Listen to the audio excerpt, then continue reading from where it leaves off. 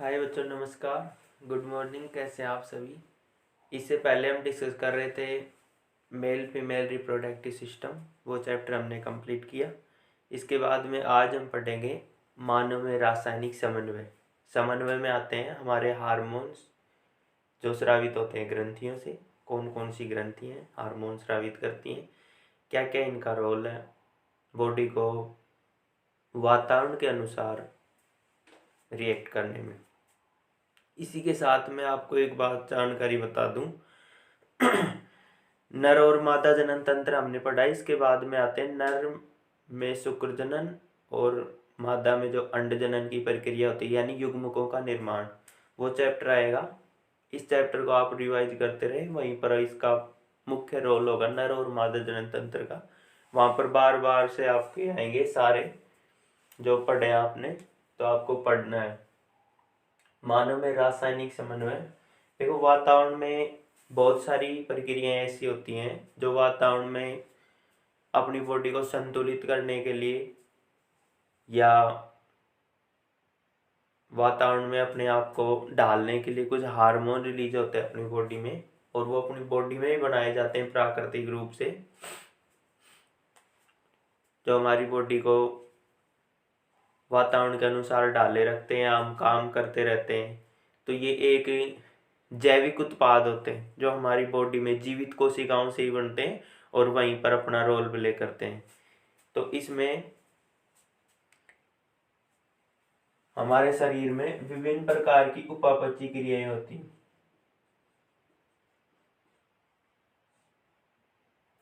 उपापचय क्रियाएं होती हैं और इन उपापचय क्रियाओं से बनते हैं हार्मोन्स। हार्मोन्स बोल सकते हैं या हम बोल सकते हैं रासायनिक पदार्थ।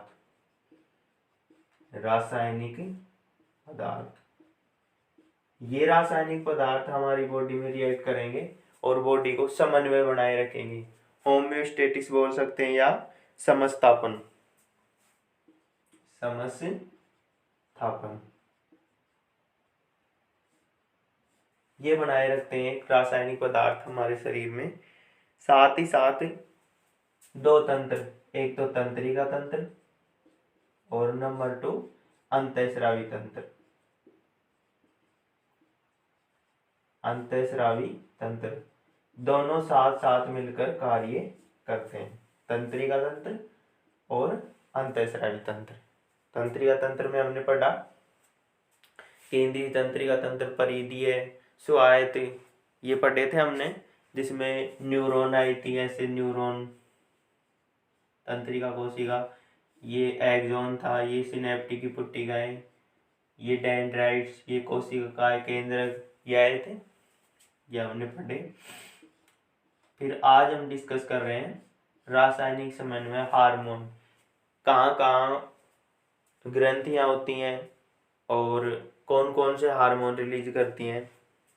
तो ये जो सारा हम सिस्टम पढ़ते हैं रासायनिक समन्वय और ग्रंथियाँ उससे स्रावित हार्मोन, तो इसको बोलते हैं न्यूरो एंडोक्राइनोलॉजी।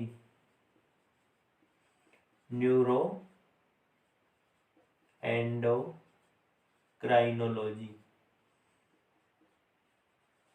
विज्ञान की वह शाखा जिसके अंतर्गत रासायनिक पदार्थ और उनके प्रभाव, रासायनिक पदार्थ में हम हार्मोन्स बोल सकते हैं, हार्मोन एवं उनके रिएक्ट क्या क्या करते हैं बॉडी में रिएक्ट, उससे संबंधित अध्ययन किया जाता है, तो उसे हम बोलते हैं न्यूरो एंडोक्राइनोलॉजी।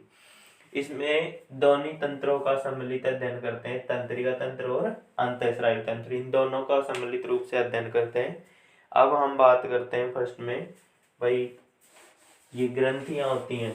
ग्रंथियां 3 प्रकार की होती हैं जो रासायनिक पदार्थ स्रावित करती हैं।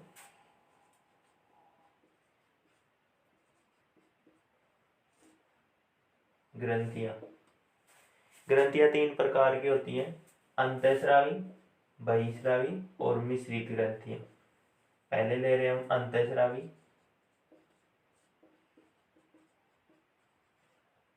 बहिस्रावी ग्रंथियां और मिश्रित ग्रंथियां।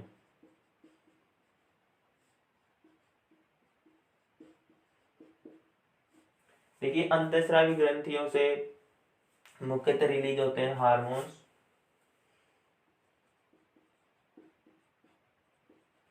बहिस्रावी ग्रंथियों से रिलीज होते हैं एंजाइम, और इनसे हार्मोन भी रिलीज हो सकते हैं प्लस एंजाइम भी रिलीज होते हैं, दोनों ही कुछ कुछ मात्रा में रिलीज होते हैं। अब बात करें अंतःस्रावी ग्रंथियां, वे ग्रंथियां होती हैं, ये जैसे अंतःस्रावी ग्रंथि है, इसे कुछ स्राव निकला और ये स्राव को डायरेक्ट ब्लड में छोड़ दे, ये है ब्लड, ये अपने स्राव को डायरेक्ट ब्लड के अंदर छोड़ दे। देखो यहाँ पर कोई नलिका का यूज नहीं हो रहा है, इसलिए इनको बोल सकते हैं नलिका विहीन भी बोल सकते हैं, नलिका विहीन ग्रंथि, डक्टलेस, कोई नलिका का यूज नहीं हो रहा, अपने स्राव को डायरेक्ट ब्लड में छोड़ रही है, इसलिए इनको बोल रहे हैं अंतःस्रावी ग्रंथियां। क्या बोलेंगे? अंतःस्रावी ग्रंथियां वे ग्रंथियां जो अपने स्राव को डायरेक्ट ब्लड में छोड़ दे, कोई नलिका का यूज नहीं होता, डक्टलेस होती हैं, इसलिए इनको अंतःस्रावी ग्रंथियां। एग्जाम्पल पीयूष ग्रंथि, थायराइड, पैराथायराइड, और कुछ एग्जाम्पल आएंगे वो हम देख लेंगे, इतने काफी हैं। अब बात आती है बहिस्रावी ग्रंथियां। बहिस्रावी ग्रंथियां वे ग्रंथियां होती हैं जो अपने स्राव को डायरेक्ट नलिका के द्वारा ब्लड में छोड़े। जैसे स्राव उत्पन्न हो रहा है यहाँ पर कुछ केमिकल रासायनिक पदार्थ, तो ये अपने स्राव को नलिका के द्वारा ब्लड में छोड़े, नलिका के द्वारा ब्लड में छोड़े, या कहीं विशेष, या तो ब्लड में छोड़ सकती हैं या कोई विशेष अंग, विशेष अंग में छोड़ती हैं, तो वो होती हैं बहिस्रावी ग्रंथियां। वे ग्रंथियां जो अपने स्राव को नलिका के द्वारा किसी विशेष अंग या ब्लड में छोड़े, उन्हें बोलते हैं बहिस्रावी ग्रंथियां। इनका एग्जाम्पल आ जाएगा बहिस्रावी ग्रंथियों का, लार ग्रंथियां,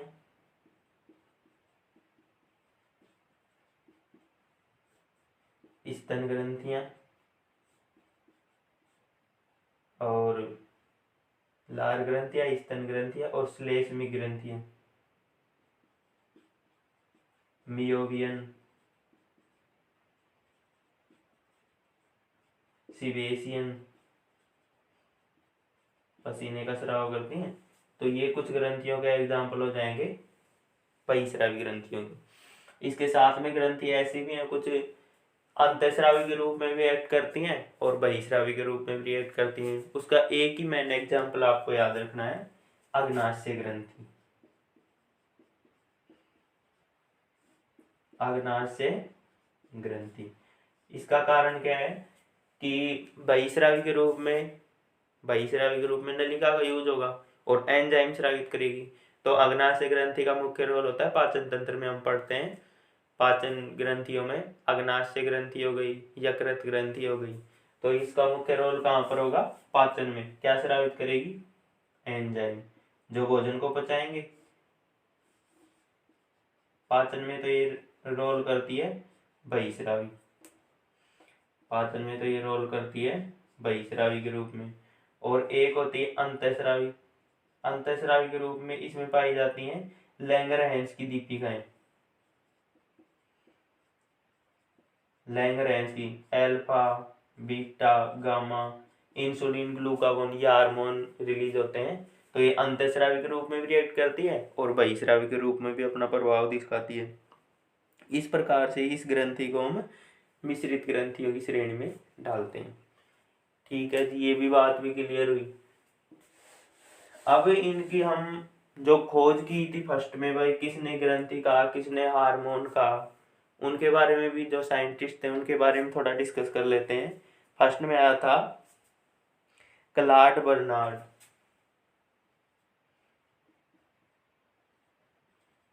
क्लॉड बर्नार्ड। क्लॉड बर्नार्ड ने सर्वप्रथम क्या कह के चला गया कि भाई ये अंतःस्राव शब्द का प्रयोग किया फर्स्ट में क्लाड बर्नार्ड ने, अंतःस्राव। इसके बाद में एक वैज्ञानिक आया थॉमसन एडिसन,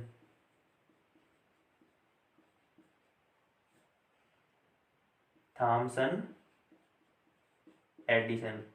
थॉमसन एडिसन कुछ अच्छा सा रिव्यू देके गया कि भाई इसको तो क्या कहते हैं हम,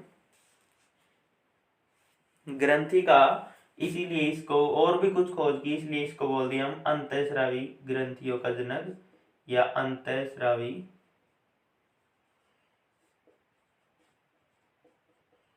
विज्ञान का जनक भी बोलते हैं इसे, अंतःस्रावी ग्रंथियों का जनक बोल दिया थॉमसन एडिसन को। इसने कुछ और ज्यादा डिटेल बताई अच्छी तरीके से, जैसे हार्मोन्स हो गए, ग्रंथियां कैसे रिएक्ट करती हैं। अब इसके बाद में आया बेलिस व स्टार्लिंग,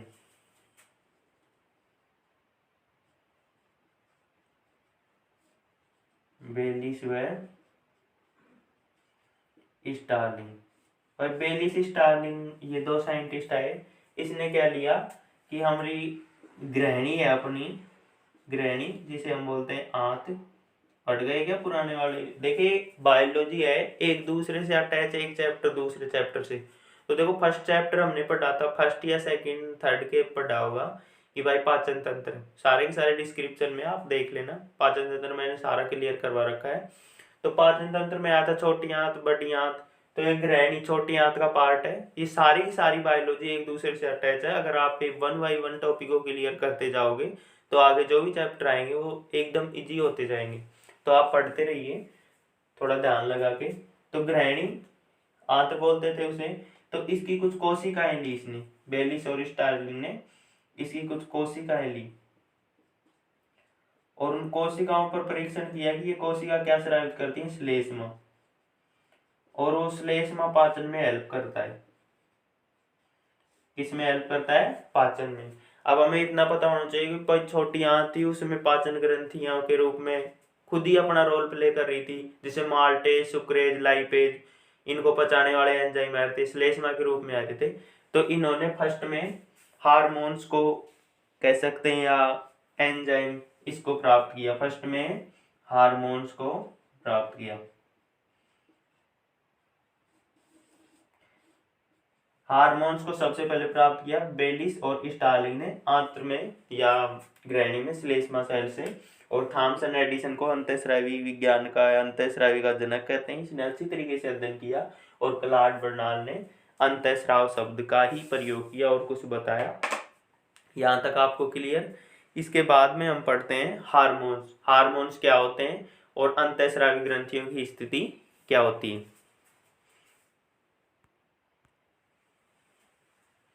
अब हम डिस्कस करते हैं हार्मोन्स। हार्मोन्स क्या होते हैं और कहाँ बनते हैं अपने शरीर में। हार्मोन्स एक रासायनिक पदार्थ है, रासायनिक पदार्थ। ये रासायनिक पदार्थ न तो भोजन के द्वारा ग्रहण किया जाता, भोजन के द्वारा इसको ग्रहण नहीं करते हैं, जैसे अपने को सब्जी रोटी जो भी खाना खा रहे हैं इसलिए हार्मोन्स को भी ग्रहण कर लिया, कुछ मात्रा में बाजार से खरीदा और ग्रहण कर लिया, ऐसा कुछ नहीं है सिस्टम। ये रासायनिक पदार्थ अपने शरीर के अंदर, ह्यूमन शरीर के अंदर अपने आप बनते हैं, शरीर के अंदर इनका संश्लेषण होता है और ये संश्लेषण में हेल्पफुल होती है ग्रंथियां, और ये बनाती हैं हार्मोन। रासायनिक पदार्थ हार्मोन्स का संश्लेषण ग्रंथियों द्वारा प्राकृतिक रूप से नेचुरली अपने आप होता है, इसको हम भोजन के द्वारा ग्रहण नहीं करते। ये हार्मोन्स एमिनो अम्ल भी हो सकते हैं, एमिनो अम्ल हो सकते हैं, स्टेरॉइड हो सकता है, एमिनो अम्ल भी हो सकते हैं, स्टेरॉइड भी हो सकता है, और प्रोटीन भी हो सकते हैं। एमिनो अम्ल प्रोटीन की कुछ छोटे अणु हैं और जब एमिनो अम्ल जुड़ते जाएंगे तो प्रोटीन, इन प्रकृति के रूप में ये हो सकते हैं। हल्के होते हैं, ये हल्के होते हैं, हल्के होते हैं, हल्के होंगे तो ब्लड में आसानी से घूमेंगे, ब्लड में आसानी से वितरित होते हैं या घूमते रहते हैं। ओके, तो हार्मोन्स नेचुरल रूप से, प्राकृतिक रूप से अपने शरीर में सिंथेसिस किए जाते हैं। इनको भोजन के द्वारा हम ग्रहण नहीं करते हैं, ये ग्रंथियों द्वारा बनते हैं। ये छोटे घुलनशील ब्लड में विलय घूमते रहते हैं। प्रोटीन हो सकता है, विटामिन हो सकता है, स्टेरॉइड हो सकते हैं। इसी के साथ में हम हार्मोन्स को 2 टाइप्स में डिवाइड करते हैं। पहले तो हार्मोन आते हैं जल में विलय, जल में विलय, और दूसरे आते हैं वसा में विलय, वसा में विलय या घुलनशील बोल सकते हैं, वसा में घुलनशील। तो जल में विलय हार्मोन्स हो सकते हैं एप्रिनेफ्रिन, नॉरएप्रिनेफ्रिन, ये कुछ हार्मोन्स आएंगे, ये जल में विलय हो सकते हैं। वसा में विलय स्टेरॉइड, ये कुछ हार्मोन होते हैं, ये वसा में विलय हो सकते हैं। इसको आगे हम डीपली देखें तो 2 टाइप्स में डिवाइड कर देते हैं, आगे जाएं तो स्टेरॉइड तो हार्मोन वसा में घुलनशील हो जाएंगे। और यहाँ पर आया है जैसे थायरोक्सिन, पैराथायरोक्सिन, ये कुछ हार्मोन्स आएंगे, ये जल में विलय आएंगे। इसके बाद में हम अंतःस्रावी ग्रंथियों की स्थिति की बात करते हैं। कहाँ कहाँ अंतःस्रावी ग्रंथियाँ होती हैं, तो हमें उनकी स्थिति के बारे में भी पता होना चाहिए। अगर स्थिति के बारे में पता नहीं है तो फर्स्ट में एक लाइन तो ये हो जाती है भाई ये ग्रंथि यहाँ स्थित होती है। अगर वो अपने को क्लियर हो जाएगा तो हम आसानी से सारी की सारी बातें और हार्मोन्स याद कर सकते हैं। फर्स्ट में तो हमको ग्रंथियों के नाम और हार्मोन्स याद करने हैं। अगर ये नाम याद नहीं होंगे तो हम पर्टिकुलर का डिस्कस करेंगे, वो अच्छे तरीके से नहीं कर पाएंगे।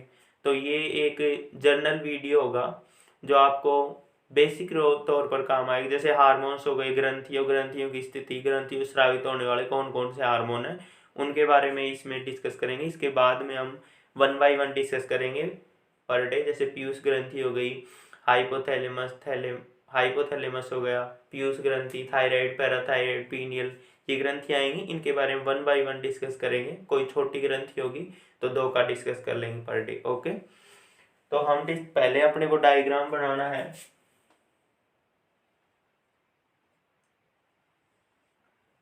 भाई सुंदर सा बन जाए डायग्राम, मैं तो ऐसे सोचता हूँ।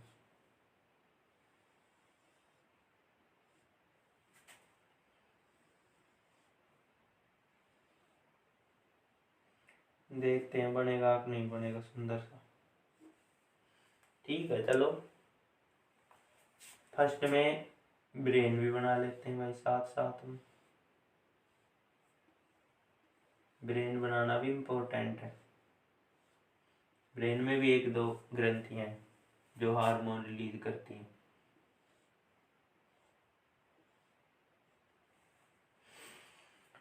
देखते हैं कौन कौन से ग्रंथियां हैं, कौन कौन से हार्मोन रिलीज करती हैं। इनकी स्थिति की बात करते हैं हम, इनकी स्थिति की बात कर रहे हैं हम यहाँ पर।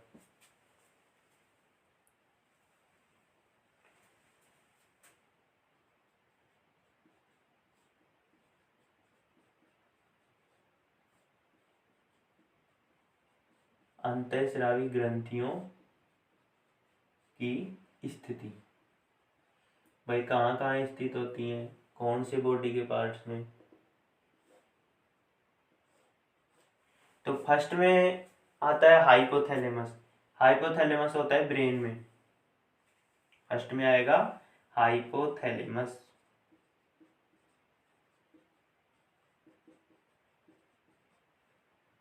ये लो जी हाइपोथैलेमस। हाइपोथैलेमस हमने मस्तिष्क पढ़ा था। मस्तिष्क में अग्र मस्तिष्क, मध्य मस्तिष्क, पश्चिम मस्तिष्क आए थे। तो अग्र मस्तिष्क का एक पार्ट होता है हाइपोथैलेमस। अग्र मस्तिष्क का एक पार्ट होता है, जैसे अग्र मस्तिष्क हो गया, प्रमस्तिष्क हो गया। हाइपोथैलेमस में अग्र मस्तिष्क में हाइपोथैलेमस, थैलेमस और प्रमस्तिष्क ये आए थे। हमने अच्छी तरीके से डिस्कस किए थे डीपली जो ह्यूमन ब्रेन था, डिस्क्रिप्शन में सारे के सारे वीडियो आपको देखना है, वहीं पर क्लियर हो जाएंगे सारे के सारे। वैसे बेसिक बता देता हूँ। ब्रेन आया तो ब्रेन के 3 पार्ट, अगर, मध्य, पश्च। तो अगर का एक पार्ट होता है हाइपोथैलेमस। हाइपोथैलेमस के साथ में यहाँ पर एक ग्लैंड और होती है जिसे बोलते हैं हम पीनियल ग्लैंड। पीनियल ग्रंथि। दो ग्रंथियां, दोनों की स्थिति ब्रेन में पाई जाती हैं। हार्मोन्स का भी डिस्कस करेंगे अब हम। इसके बाद में आती है पीयूष ग्रंथि। पीयूष ग्रंथि ब्रेन के पार्ट में तो नहीं थी, पर ये हाइपोथैलेमस के नीचे एक मटर के दाने के समान, बताया था मैंने भाई, जो अंतःस्रावी तंत्र पढ़ाऊंगा उसमें डीपली डिस्कस करूंगा। पिछले वाले लेक्चर आपने लगाए होंगे, अच्छी तरीके से क्लियर होंगे। आपको नहीं लगाए हैं तो आपको लगाने। तो देखिए, मटर के दाने के समान अंतःस्रावी ग्रंथि होती है जो सेल नामक तर्शिका में स्थित होती है। ये भी ब्रेन में पाई जाती है, पीयूष ग्रंथि। पीयूष ग्रंथि। तो ये 3 ग्रंथियां हो गई जो कहाँ पाई जाती हैं, हमारे ब्रेन में। इसके बाद में आते हैं थायराइड और पैराथायराइड। ये लो जी, ये तो हो जाएगी थायराइड, और इसके अपोजिट बैक साइड में होती है पैराथायराइड। पैराथायराइड। ये लो जी, 5 ग्रंथियों के बारे में जानकारी प्राप्त कर ली हमने। अब आती है थाइमस ग्रंथि। यहां से होती है हमारी थाइमस ग्रंथि, जो अपना हार्ट है उसके जस्ट ऊपर ये होती है थाइमस ग्रंथि। ठीक है जी, 6 ग्रंथियां हो गई। इसके बाद में आती है अधिवर्कक ग्रंथि। अधिवर्कक ग्रंथि। अधिवर्कक ग्रंथि बनाने के लिए हमें बनानी पड़ेगी किडनी। तो दोनों के दोनों किडनी के ऊपर यहाँ पर होती है अधिवर्कक ग्रंथि। अधि ऊपर है, वर्कक के ऊपर, अधिवर्कक ग्रंथि। अधिवर्कक ग्रंथि, जो एक ग्रंथि आएगी यहाँ पर आएगी वो है अग्नाशय ग्रंथि, जो आमाशय के जस्ट नीचे, और जो आंत्र थी, छोटी आंत बड़ी आंत, उसके जस्ट ऊपर ये हो जाएगी अग्नाशय ग्रंथि। अग्नाशय ग्रंथि। इसके बाद में आती हैं वृषण और अंडाशय। बस ये सारी ग्रंथियों की स्टोरी कंप्लीट। मैं नीचे पाई जाती हैं उदर गुहा से नीचे, पर मैं थोड़ा ऊपर एडजस्ट करके बता देता हूँ, आपको दिख नहीं पाएगा। और यहीं पर हम ले सकते हैं भाई ये वृषण। मैंने बताया था विवर्षण ये ग्रंथि के रूप में भी हेल्पफुल है, और वैसे एक ऑर्गन भी बनाते हैं नर और मादा जनन तंत्र में। ये वर्षण ये हो जाएगा अंडाशय। ये 8-9 ग्रंथियां हैं, तो इनकी स्थिति की बात कर ली हमने। ये 3 तो ब्रेन में पाई जा रही है, ये गले में पाई जा रही है। ये हार्ट के जस्ट ऊपर वक्ष गुहा में अधिवर्कक ग्रंथि, वर्कक के जस्ट ऊपर अग्नाशय ग्रंथि, आमाशय के जस्ट नीचे, और जो अपनी छोटी बड़ी आंत थी उसके जस्ट ऊपर उदर गुहा में पाई जाती है। अंडाशय वर्षण ये उदर गुहा से नीचे, जो अपना श्रोणी मेखला है उस भाग में पाई जाती हैं। अब इनसे स्रावित हार्मोन्स की स्टोरी देखते हैं। हाइपोथैलेमस, इससे 2 हार्मोन रिलीज होते हैं, निरोधी, एक होता है मोचक। निरोधी किसी काम को रोकने वाला, मोचक किसी काम को स्टार्ट करने वाला। पीनियल ग्रंथि। इसके बाद में थायराइड, पैराथाइड। पीयूष ग्रंथि से हार्मोन स्रावित होता है, पीट्यूट्राइन बोल सकते हैं, या ग्रोथ हार्मोन, वृद्धि हार्मोन बोल सकते हैं। ये मुख्य हार्मोन है पीयूष ग्रंथि का, या बोल सकते हैं पीट्यूट्राइन। पीट्यूट्राइन हार्मोन। पीनियल ग्रंथि से जो हार्मोन रिलीज होता है वो होता है, ध्यान नहीं आ रहा, पीनियल ग्रंथि, चलो आपको भी बता देंगे। थायराइड से थायरोक्सिन, थायरोक्सिन हार्मोन। पैराथाइड से पैराथार्मोन, पैराथार्मोन। थाइमस से थाइमोसिन,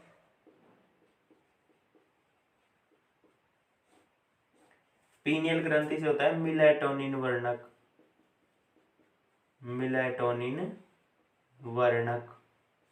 ओके, इसी के साथ में अधिवर्तक ग्रंथि से कुछ हार्मोन जैसे एप्रिएफ्रिन, नोरेफ्रिएफ्रिन, एड्रिनलिन, नोरेड्रिनलिन, तो इसको करो या मरो हार्मोन, बहुत सारे हार्मोन रिलीज होते हैं। मुख्यतः इससे जो हार्मोन रिलीज होता है उसे बोलते हैं हम एड्रिनलिन, एड्रिनलिन हार्मोन।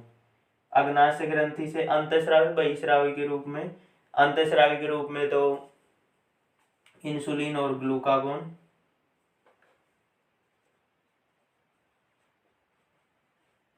इंसुलिन और ग्लूकागोन। और अंडाशय से होता है एस्ट्रोजन, प्रोजेस्टेरोन। कल ही स्टोरी हम खत्म करके आए हैं, एस्ट्रोजन और प्रोजेस्टेरोन, और वसन से टेस्टोस्टेरोन।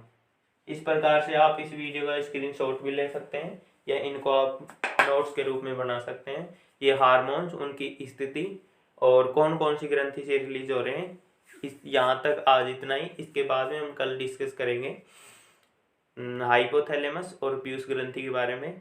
तो गाइज आपको पढ़ के आना है बुक में, तो आप पहले पढ़ के आओगे, मेरा लेक्चर लगाओगे, आपको आसानी से सब कुछ क्लियर हो जाएंगी। आपने अच्छा साथ दिया। आप वीडियो को लाइक करें, जब भी आप देखते हैं आपको लाइक करना चाहिए, और सब्सक्राइब करें, अपने दोस्तों को बताते रहें। ओके।